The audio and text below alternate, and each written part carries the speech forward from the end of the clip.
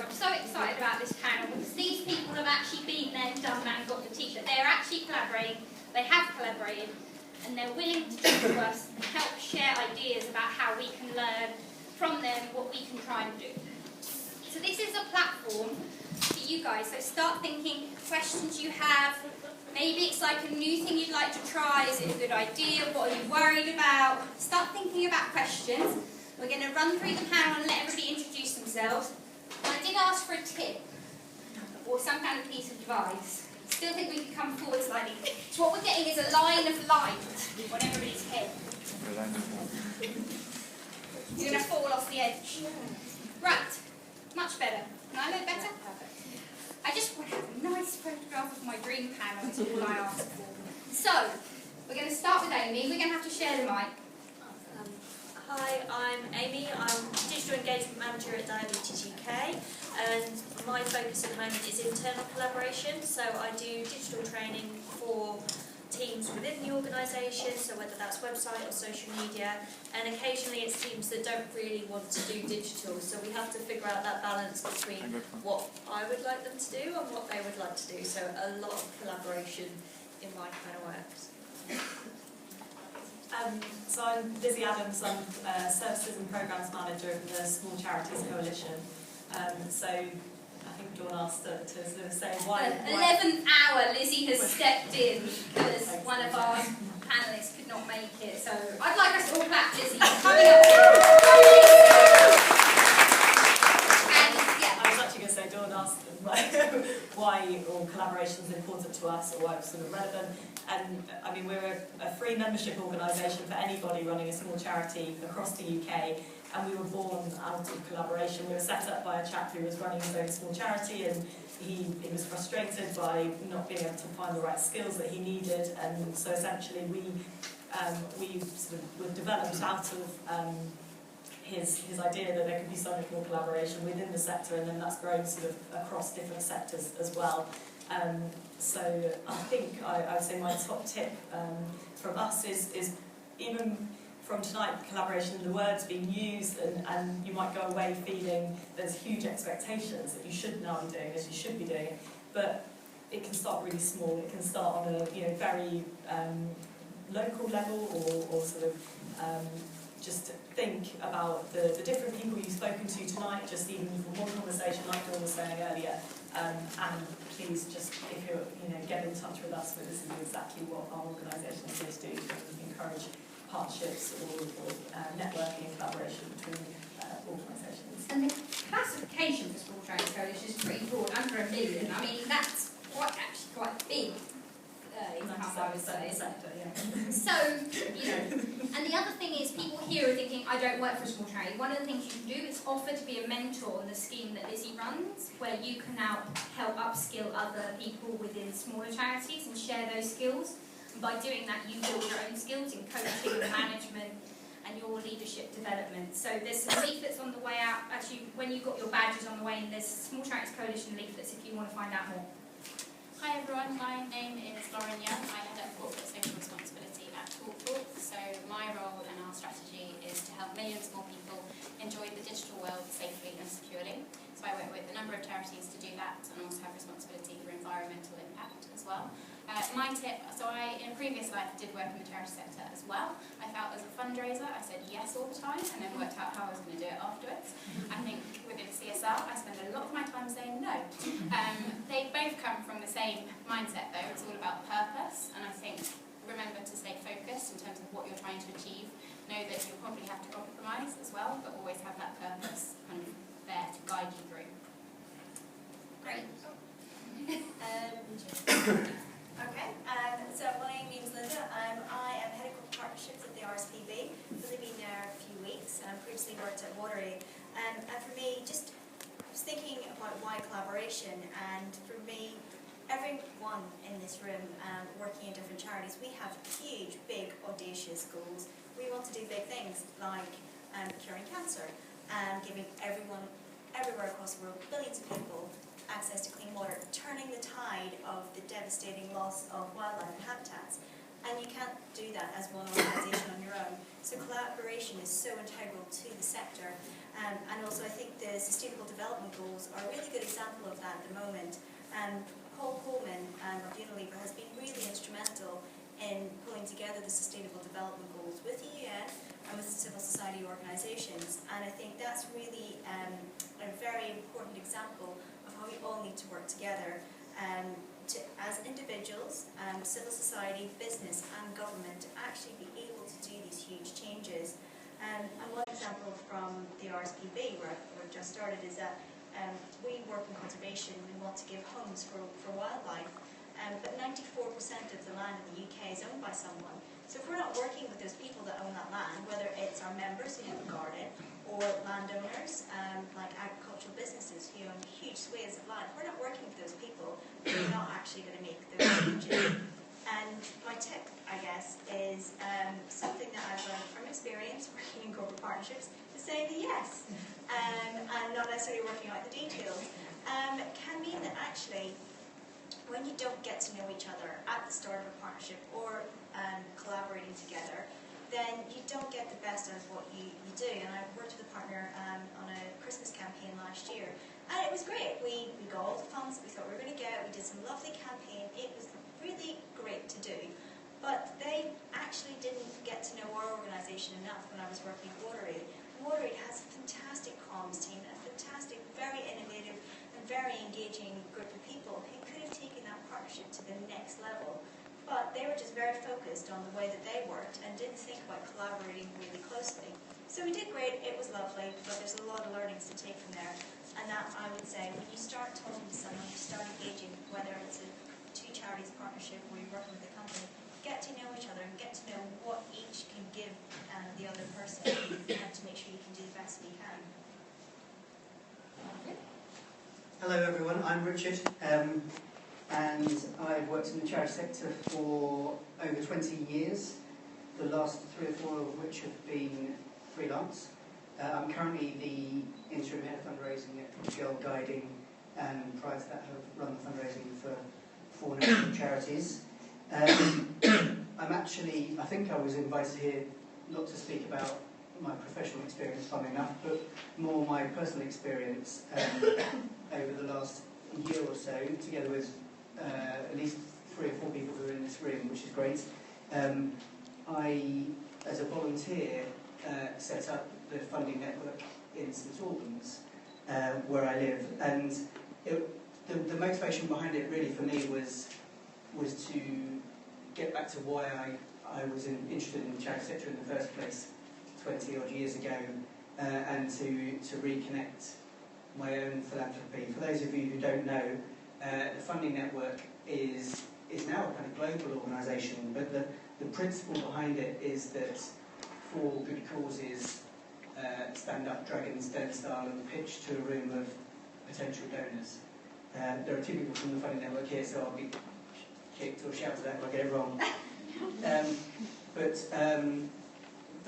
That kind of live crowdfunding, if you like, hadn't been done in St Albans, and I wanted to reconnect with my own community to do that, because I think it's something that's interesting. It took place last month, and we raised £12,000, which that deserves a clap. Yeah. Come on. And that was from just 100 donors in half an hour of pledging, which was great. So my tips on collaboration are all about collaborating with volunteers, which is quite tricky. And particularly, my first tip would be around I suppose people's motivations for collaborating surprised me. So I worked with the local corporate sector. I found people to shortlist charities for the event. Lots of different roles. And I thought I knew after 20 years working in the charity sector why people would want to work with me on this, and I didn't get it right all the time, and actually not second guessing and not going in with too much detail and listening really carefully is really important. Richard's written a blog, I've got it on my site, but he's also got it on his site, that has his tips from that in more detail. So for after today, a really good one to have a look at, because I think it's a really interesting, innovative model, the funding network. I think it's a great idea. Fabulous. So, anybody got a first question? Don't leave me hanging.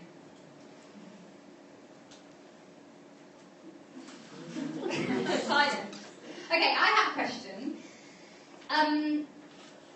How do you go into wanting to collaborate when you know that particularly people like your board and senior team are very concerned about losing control and what are the risks?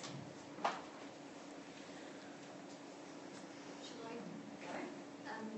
I think being really clear in the beginning about what your gain and also what your not sacrificing, I think that's the wrong word, but a lot of the time we're always very defensive about what we have without thinking about what the other person's giving up as well. So I think being clear about it's open and honest and it's within this space rather than we're not going to publish all the secrets on the internet and everybody else will know all of the personal things that we discuss about choice of biscuits. But I think it is one of those that you have to be clear about what you're collaborating on and what's going to come out of this, first of all. Anything else? And I'd just add to that to say, if you're going to go into a collaboration and you're going to do something really different that hasn't happened before, there has to be a rationale as to why you're going to enter into that. And it can be risky. The bigger the collaboration, the riskier it is. But you don't go into it without knowing that you need to do it. And you need to take the board on that journey. They need to know why you're doing it. You need to have a really strong rationale. And also, as you do when you go into partners like myself and you're going to talk to people, you need to kind of second guess what queries or questions they're going to come up with. So you need to be really well prepared. But also, you need to make sure that you get them on side, knowing that it's not going to be perfect and you may have to learn from a lot of mistakes along the way if it's going to be true collaboration. But I think it's that thing I said at the start of what's the worst that can happen as well. It's like thinking of the worrying things, but also the possibilities could be enormous. Richard? What I've learned from the St Albans Funding Network is that people don't all want to be first into the room. And so there were some people at our event last month who were trustees of charities who hadn't yet applied, and they just wanted to watch and see how it goes. And I think there's something about iterative process, so starting smaller, proving that it works, and then you'll get the not quite as early adopters on board, and your trustees may be that type of personality. Yeah. Yeah, I was going to say that something like case studies of where it's happened successfully before is often really useful for people to see, and also say for small organisations that do just want to kind of have a sounding board that perhaps is separate from their trustees, that they can, through our skills matching service, that's exactly what it's there for. It's a free matching service where you can sort of request any type of support, and we'll find hopefully someone in our network who will be happy to be that sounding board, just to test ideas, so that perhaps you can prepare yourself before you go to your trustees, and then you can perhaps feel more confident in that decision. And that was what exactly you read my mind, because that was exactly the point I was just thinking about. I feel like we need more kind of role modelling, like things, people showing how it could be done. And I was researching a blog before this, it's going to come out hopefully tomorrow morning, about how we can make collaboration start. And I put in just some really simple examples on that spectrum we talked about earlier. But I really struggled to find successful corporate CSR partnership case studies or charity relationship case, and I feel like they're just not really out there. And so it might just be also a thing for the people in this group to think, actually I have a story, we did something and it was successful. Think about how you could share that story, either on Charity Connect or your own blog or however. But if you can try and share that story, that might stimulate other things to happen, and that's where I think we need a bit more helpful information. You don't need to go into detail of we raised this amount of money from it, or whatever it is. I think it's just a case of being able to say, we tried this and this went well, this part we're going to improve on, and just try and be willing to share that knowledge would be great. And I think I found that recently. I went to corporate partnerships and NGO conference a couple of weeks ago, and someone came up and said I found 6 products that have been developed between charities and companies, and that's all, just 6. Think of the imagination that goes on between these charities. Now, because I work in corporate partnerships, I'm like, well, hang on, wait, there's a lot more than that. Yeah. But unless you're in that sector, you don't know. And so I just started a month ago at the RSPB, and there's this really cool thing that they've done with the company. They have swifts are really in danger because they don't have places to nest anymore. So the RSPB worked with a company to create basically a nest box that can replace a brick, and the nest box is in the concrete wall, and it just fits in like a brick. And they've created this with the company, and I was like, does no one know about this? This is amazing innovation. It's really simple to do, and everyone can have it on their home. Like, you think a little bird box is cute, but this is going to be amazing swifts, which are an endangered species. And yet we're just not talking enough about it in the sector, and I think there's a lot more ways that we need to actually elevate what we're doing and be proud of it. Be shout about it, be proud, absolutely. I think it's very not British, isn't it? It's more American, like, yes, we did this, we're so proud. And in England, we're a bit like, no. We're very humble, and we're like, oh, it was just this little thing we did. And it's like, well, really? So, just before we move on to the next question, there's a lady hiding at the back now, Nyla. I'd just like us all to give Nyla a clap. She's come to take photos for us. She's a professional photographer, so if anybody needs photos, she's awesome. She's done photos for me at several charities. Just give us a wave, Nyla. Sorry, Thank you for doing the photos. Can we give her a clap? And that's a little example of a collaboration. You know, I work with Nyla, I've helped her get some projects. She's kindly volunteered as a photographer for me at this event to say thank you for helping her with getting some new clients. And I think getting really good photos of things is so important and something we often forget.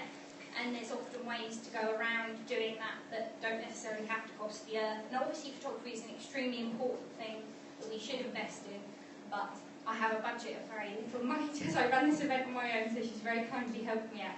So, yeah, so anyone else got a question? Hello, Say who you are. Helen Kamek from Interest Me. We are currently looking for collaborators, so I'd like to know how would each of you like to be approached for collaboration?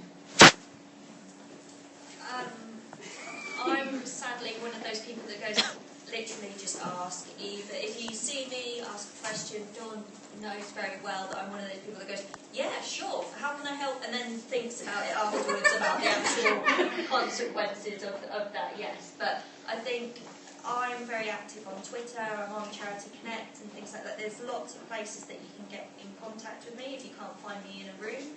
But it is that initial approach and explaining exactly what you want to collaborate on as well, because I would love to say that I can sort of donate my brain for all of the things that I've ever done to collaborate on, but if you've got something specific, like the trustees issue, it helps a lot more with that. But yeah, just ask is my main tip. Be a bit patient. Amy is doing a million things. She just posted the NFT tweet up, and I don't even know how she even does all the things she does. So I think the other thing is just having a little bit of patience, because sometimes people can't always come back to us straight away, and maybe just also poking people if they don't necessarily come back to you. Anybody else got a response? Well, I've got a good example from this evening, actually, that Anna, who's standing over there, has been trying to contact me for about a month. Pursuing you. Pursuing me about Charity Connect, in fact. And I was never not interested, and I was always polite, but it was only tonight that she managed to actually ask me the question about how I might be involved with Charity Connect, and what I appreciated was actually kind of perseverance, I suppose, but also very, very quickly saying what she wanted and I suppose what's in it for me. So a bit of both, really. Any more questions? Oh, exciting. Following up on that, how do you find that balance between persevering and pestering? That's where I worry. Who's going to answer this one? Yeah.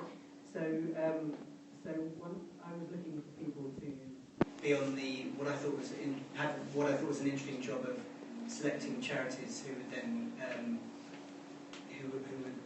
pitch to the philanthropists in the room, and I found two people very quickly that I knew and liked, and realised that actually they were both a bit like me. And so one of them was Carl Wilding at NCBO, and there was another chap who was a white 40-something bloke in the charity sector. And I realised that I pretty quickly needed to find people who were different from me. So that's one tip, actually, not just to go and look for versions of yourself when you're collaborating that you think you might get on well with. And the way I found other people to collaborate with was by asking those people whom I'd already made a connection with to recommend people. So actually it wasn't just me being a salesman, it was Warm it leads. was warm leads, exactly. It was So Lauren second generation came on the contacts. board because she's somebody that Mandy knows well, and Mandy asked her and she said yes.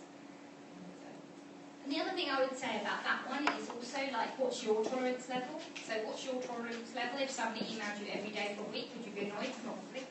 If somebody emailed you a couple of times a month and just was like, hey, I know you're really busy, give me a shout when might be right for you to do a call, or if you'd rather grab a coffee, and they just do it in a nice way, and it's just every now and again, I think it's fine. I don't know what you guys think.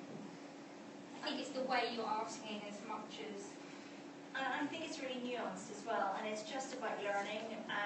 Maybe making a mistake the odd time, saying, all right, okay, cool, I didn't pick up on some signals. And this actually, it's not a personal one. I had a colleague in our US office who was building on a relationship we already had in the UK, and I'd given her some contacts. And actually, it was really embarrassing. It was a bit damaging of the relationship I had, that she was shut down because she didn't take the lead of, yeah, that's great, I'll get back to you. If someone says they'll get back to you, that doesn't mean follow up really quickly with something else and push them on so that they're already shut down. So it's really trying to understand people, and yeah, you might make a mistake along the way, but then you start to learn where people find yourself. And I think it's something that's really, really British as well, where it's like, oh, it's a really nice idea, but I just don't have time right now. That basically means no. Can you come back to me in like 3 weeks? Probably more like come back to me in 6 weeks. You know, we're kind of funny, I think, in the way we sometimes communicate. You have to read between the lines, and that's really challenging. But something I would always really like, and I personally use, and I just say to them, look, if it's not the right thing for you right now, that's fine, just let me know. I just rather kind of know. And I think most people kind of appreciate that. I think give them an out, and then you at least know one way or another, rather than being in limbo.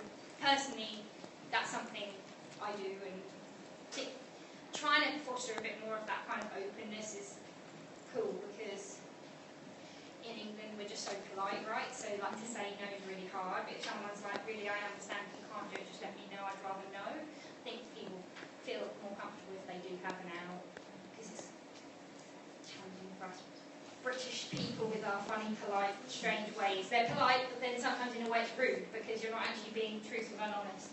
I think in that sense is what Mandy was saying earlier about really map out the existing networks. And I always remember being told by one of the training I think about, and they got people in the room to sit down and just spend 10 minutes. And I think every single person in that room realised they have more connections than they'd ever realised before, or they'd ever appreciated. And something, you know, there's warm leads that actually make a massive difference when trying to approach someone, I think really does help. And it's that goodwill, isn't it, that you build. I think it's coming to events like this and building those real relationships, and then when you know someone, asking them a favour, they're just so much more likely to say yes once they know you and they understand you more and you understand them more. Talking about British ways, from the DSR perspective, I'm laughing at myself around the fact that my template response is called polite no thank you. So I am quite unusual, as Mandy was saying, in the fact that I actually do make an effort to reply to every email that I get from a charity. I think Back to you for that. Don't email me now, because I do get like at least 2 or 3 a week, and it increases at certain times of the year. You can tell that everyone thinks we're doing budget planning at the moment. We're not. Our financial year starts in April. But everyone thinks it's the new year, let's get the asks in now. But I think for me as well, I don't mind replying. It's my opportunity to tell you more about what my agenda is, and so I'm raising the profile of what Talk does. So quite often as well, I'd say it's a tip that we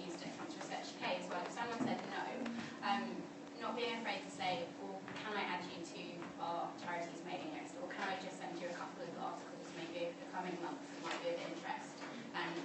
Don't be put off as well if they tell you, yeah, that's fine, but send it to my corporate social responsibility mailbox, because someone's still going to look at that. It's just that actually when you think about how many emails you will probably get on a daily basis, I'm exactly the same, and so I need to filter those and have a space where I can go and look at those at a certain time. So yes, it's a polite no, but it doesn't mean that I'm like, oh, I don't think I've got it, which is do you want the microphone? I'm going to be really cheeky and abuse my relationship with Lauren. Lauren, I found it really interesting when you've given me a sneak preview as to how decisions are made about which charity partner you're going to select. Could you talk us through the process that you went through at Bupa? So before I went to Talk, I worked at Bupa for 3 years, and before I started, there's kind of just this array of different charity engagements going on, because no one was really looking at it from a central perspective. So I was really unpopular, so I came in and said, no, you can't do that anymore.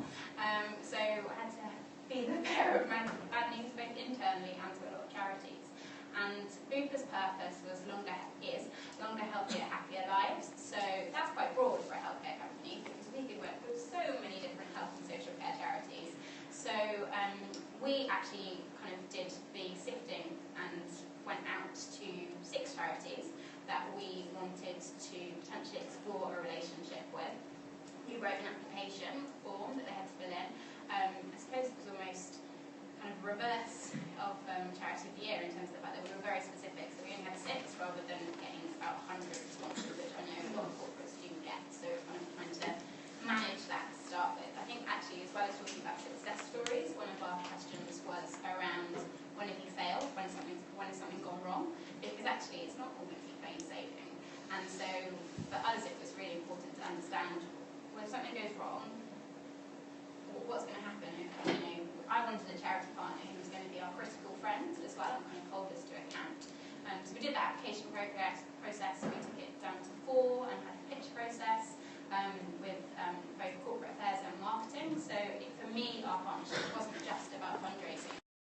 We do from a brand perspective in terms of, for example, Bupa wanting to move from being a company that you went to when you were to someone that you went to when you were well. So we were very lucky. We found a charity, Age UK, that really matched us in terms of they wanted people to love later life. We were all about longer, healthier, happier lives. So it was a match made in heaven in terms of our purpose. So I think that's really important in terms of looking at how do you complement each other as well as how can you be that critical friend and holding each other to account. I think we were probably a little bit too ambitious in terms of what we could achieve, and actually it's a marathon, not a sprint. So again, not wanting to look for a year partner, probably wanting to look for a 2-3 year partnership, but actually kind of taking baby steps in terms of what you can achieve together. So maybe even like a bit of a pilot time as well in terms of what your KPIs for that first year are, because don't underestimate how much you have to do to make the partnership work. It's not just about winning that partnership. That was a fantastic conversation to have with the charity to give them that good news, but it only begins there. It doesn't happen by magic. No. We're going to have to really quick. Richard, you wanted to say something? Just that it was refreshing after 20 years being on the other side of the table to be part of a selection process in the funding network in St Albans. And what I observed, because I wasn't on the panel myself, what I observed was that the successful charities could sum up within a minute, could hold the room within a minute, talking about what they did, and secondly, could really describe what would change as a result of being supported. I think that is extremely important, and it's something I'm always trying to kind of get that elevator pitch whenever I do training with charities. When I do the small charities coalition training, I always challenge them all, how can you work together to get your pitches honed, because a lot of them are really good at giving chapter and verse. We started this year and we're doing it, and everybody's fallen asleep already. They automatically think everybody's going to care, and unfortunately in the world we live in, they're absolutely the opposite. So Matt, you had a question? Hi, my question is about when it comes to collaboration. I mean, this is more for the women at the RSPB, I suppose. When you're trying to get a collaboration between different organisations, so landowners, for example, you've got different objectives, different things that you care about. How do you structure that or that collaboration so that the people who you're working with realise that there's something in it for them as well? So any tips that you can share on creating those kind of mutually beneficial collaborations would be really helpful. Thanks. I think the principles stand the same with going into a corporate partnership or going into a partnership with other charities or, say, landowners, because you need to really understand what the benefits are for that organisation. A lot of it can be simply, if you're talking about landowners or business, it can be legislative. So what benefits are they going to have to how you can operate as an organisation? And also, what's going to do with the bottom line? If you can be able to talk to them about building their brand and building profit margins because they're offering something which is giving something back to the environment, that's an opportunity that you can really give that business benefit to them. So you really need to go into those conversations knowing what is going to really take them to a better place and they're going to be really attracted to. At the same time, knowing the negatives and knowing actually if you don't take this action, if you're not one of the improving or better organisations, if you're lagging behind everyone else, it is a risk to your business. And you need to be very confident in being able to articulate that with an organisation who holds so much power. Thank you. There was one more question around Matt. I remember somebody raising their hand. Should we do Lizzie? Lizzie, and then we'll do the lady at the back. Sorry. Hi, I think my question's more for Linda as well, but if anyone else wants to wait in, that's fine.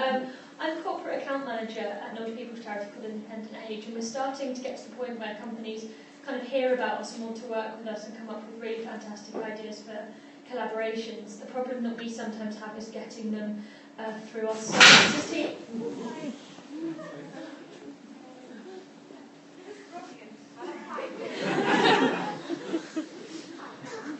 Yeah, carry on. Sorry. Yeah, it's getting them through our services team, who are kind of maybe a little bit strategy obsessed, and we're going down this capture mackerel type of route, or looking at the bigger strategy, not being quite so black and white. Do you have any suggestions for working with services teams who might be a little bit nervous or a little bit risk averse or a little bit obsessed with strategy? Is that within your charity you're talking? Yeah. Right.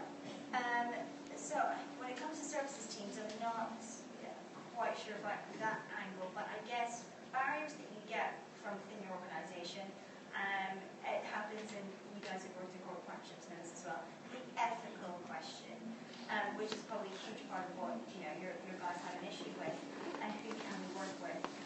Every time a couple of fundraisers get together, it's like, how do we deal with this issue? And again, it's another aspect of being quite prepared. If you don't have an ethical policy and what companies you will and won't work with, or how you vet those companies, you need to get that in place. And you need to get the buy-in from the trustees, CEO, and assistant, in which that vetting goes through the process that completely is nothing to do with you as a corporate fundraiser, because you should not be implicated in that. Where the boundaries lie and how much give there is for an organisation sits with the trustees and the CEO. It's their accountability, and the board. It's the senior people who can take that. And for you to kind of sell in what you want to do, if the organisation you're working with or want to work with gets through, even though maybe it's not perfect, but you can mitigate the risks as much as possible because you're being very prepared and you're aware of what they may be, then it's really understanding what the opportunity is. Are they providing something that you cannot do yourselves? Are they giving you much bigger reach? Are they giving you, the funding that you really need? And if the payoff is going to be worth the energy you're putting in, that kind of builds your case. But if you have those issues, again, it's back to collaboration. There are so many networks for corporate partnerships and charity connections. I'm not on it now, but I know my team need to get onto it because it'd be great to have some more corporate people and like that side in there. Mandy's already on and has written a brilliant blog about the Dragon's Den, right? And just quickly, the ethical policy that you mentioned, is that something somebody like you, Maddie, could help them make? How do you actually set that up? Because I've not heard of that before. There are different organisations will have their different ways of doing it. I have a friend actually who's done consultancy for a different for Disasters Emergency Committee who did policy. I think a lot of charities, I've worked with a lot of charities, as far as I know, I don't think any of the ones And actually, it generally is originated from corporate partnerships, but then it needs to spread out to major donors. What if someone's paid all the money in armaments or tobacco and you're a health charity? You really need to where your pensions are held. Yeah, and then it goes into procurement and everything. So actually, I think charities really need to have that for what we do. Just a couple of things. Can I not talk about St Albans just for a moment? You can talk about anything you like. Okay, I just like the model. It's a Yeah, tangible, okay. practical thing of the St Albans project, but you can talk about everything. I just wanted to talk about Girl Guiding, where I currently am, because they've got a growing corporate fundraising team, and we've got a growing corporate fundraising function. There are two things that I think are quite key in that. Firstly, that for a few years they've been wrestling with the difference between value and cost, and especially when they're talking to the programme team. So the programme team will say all the time, well, this specialist trust badge, it will cost us exactly this much money, and they've finally got the strength to say, actually, well, what is it worth to the corporate funder? And those are very different things. So know your value. And the second thing is, it's kind of related, but it's learning to translate what other departments will talk about as needs, and realise that the need itself won't be attractive to most companies. What will be attractive will be the opportunity that arises from the need. Lovely. Lauren? I was going to add, once you've done your due diligence and you've decided that yes, you can work with that corporate, then you still need a partnership agreement as well, so then you have something to fall back on.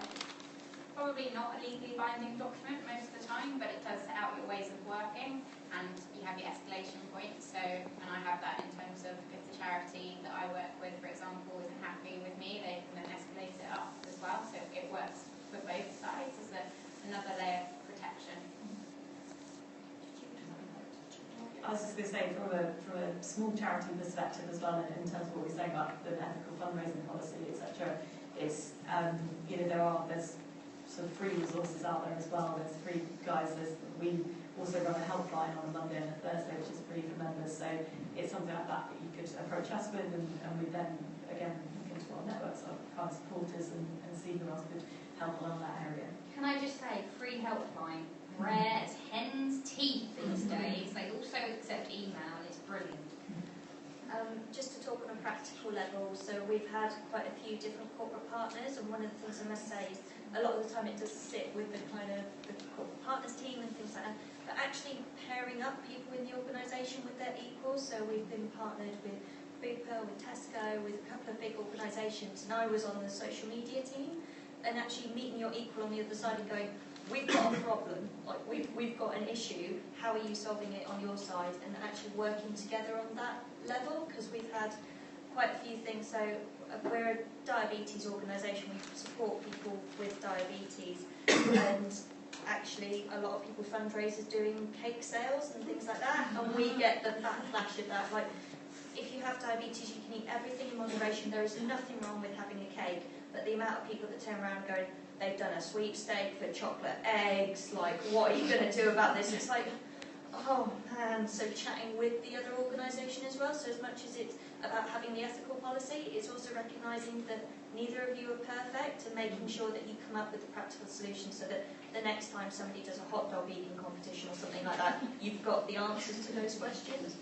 The other thing I think would be really cool with that is the possibility of taking it to another level, like you guys talked about before, about that partnership leading to something even more exciting. And I think in a way that teaming up with the social team, you could actually also on the flip side, not just kind of contingency planning for the bad things, it's also innovating on cool things you could do together.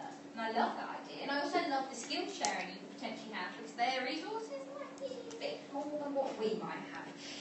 So love that. Yeah, I was going to say we had Tesco come in and do a Q&A chat on our Facebook page, and it was really lovely to actually have people in the room and go, oh, can you answer this question? They were like, yeah, we can. We will. But also a bit scary, but cool.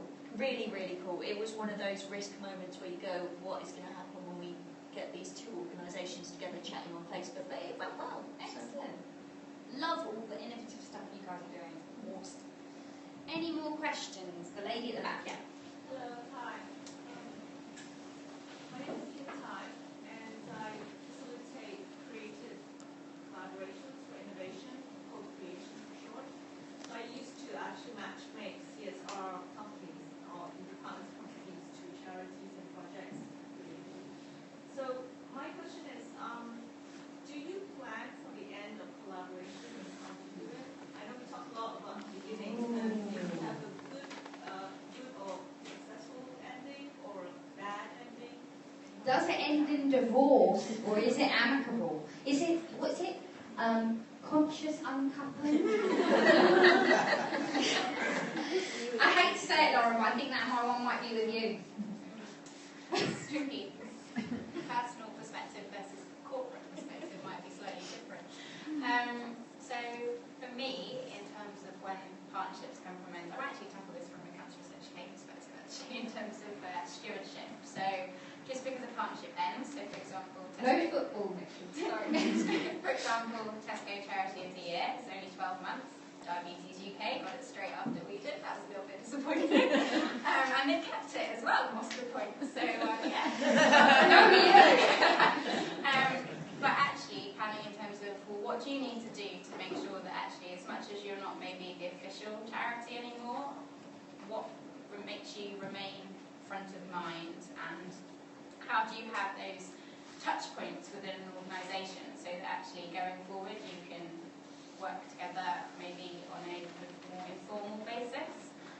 So from my perspective, I'm still very much in contact with people at Cancer Research UK, at Diabetes UK, at Age UK, because I think actually for me there's a wealth of knowledge out there that I still need to tap into as well. So I would hope that people would still keep in mind, and it's another form. It might not be constantly collaborating, but something that you can drop in and out of to help you and get different perspectives.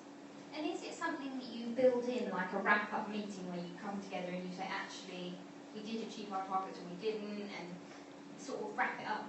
Yeah, well, I think you should be doing that during the partnership as well, so kind of having quarterly and annual reviews as well, so that kind of honest time. I mean, you should be having that anyway in terms of, I think, I have weekly calls with Tinder Foundation, who are a small digital inclusion charity that I work with now.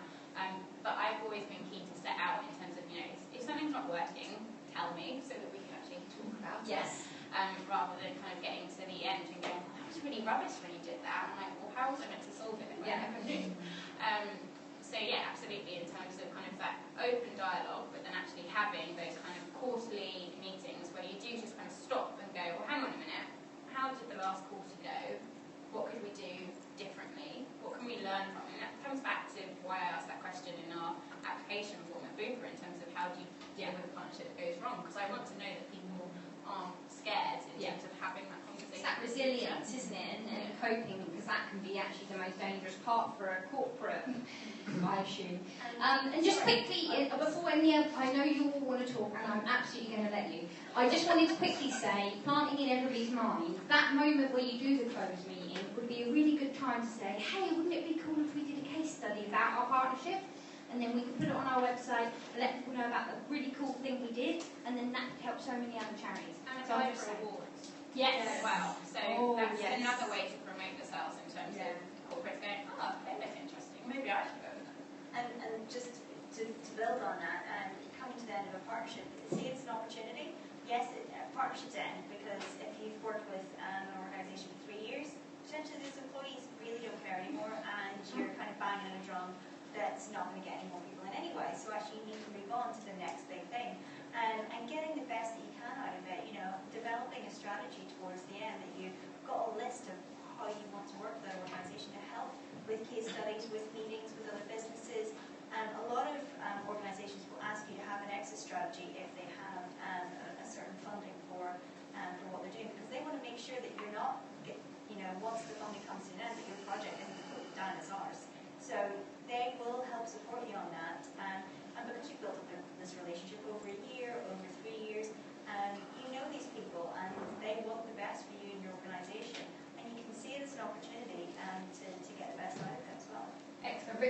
After we'd had our first meeting in St Albans, within a few days there were about 16 or so people who've been very active collaborators, and I emailed all of them asking for their feedback, and genuinely asking and genuinely listening to what they had to say about how the event could be improved. So that was the first thing. There were no strings attached, or I wasn't saying, and will you be on board for the next one, please?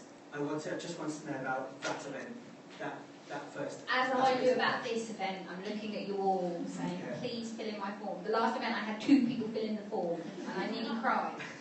Okay. And then let the dust settle on that, properly reflected on it, and then considered the different kind of roles and the ways people can collaborate. Yeah.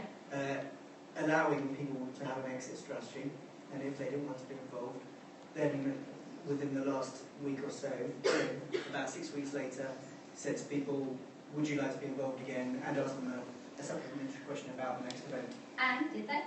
Most of them. Lovely. That's good. Wonderful. I was just going to say, so we're going to sound a little bit like the needy partner, but we had our partnership with Tesco, and then we've entered into another partnership with Tesco and British Heart Foundation. So it's always worth, like, at that final meeting going, do we really have to break up? Is there anything that we can, like, can we do anything to help and work together more? So it's like, as much as it's painful to kind of go like, come on guys, you know, Vulnerable, right? yeah, but I think as an organisation we've been really lucky with that, to then continue that relationship. All right, we haven't got all of Tesco's love and attention, but we're still getting a lot of support, and it's actually created a partnership with British Heart Foundation that we didn't have before. And I think it looks really great as well. Honestly, I think it looks really great. Like I was saying, charities working together, I think it's very, to the public, I think they like that. They think, oh, good, excellent, well done. I think just quickly on that, it's, again, just several points that have already been touched on tonight, but it's that thing, always don't be afraid of failure perhaps, and then ask for feedback, what went wrong, because actually it might not be anything to do with your, not your organisation's fault, the strategy just changed. Yeah, or they may have had an internal which change. you don't have, you might not already be aware of, so it's so important, I imagine, and like you said, that you, kind of sounds like you're very clear and do reply to things, but it's something you might not reply to, but others actually might be like, oh, well, this is a great opportunity for us to feed this back. If you don't ask, you never know whether people will give you that constructive feedback. Feedback is a gift. Sometimes it can be a bit hard to swallow, but it is a gift. And I think that's a lovely way to end. I'm really sorry, we're over time. But I've put the Twitter handles of the group on here. Also, remember, most of them are on Charity Connect, or are going to be imminently. So you can also nobble them there. There's also a really good Third Sector Comms PR group on Facebook and fundraising chat on Facebook, which is really good peer support, where you can get free access to advice and help that way. I also have a Charity Meetup Facebook group, which I'd love you guys to make more use of. If it's helpful to use and ask things, I try and share things that are helpful in that. I think, for me, I'd just like us to all give the panel a really big clap for being so wonderful.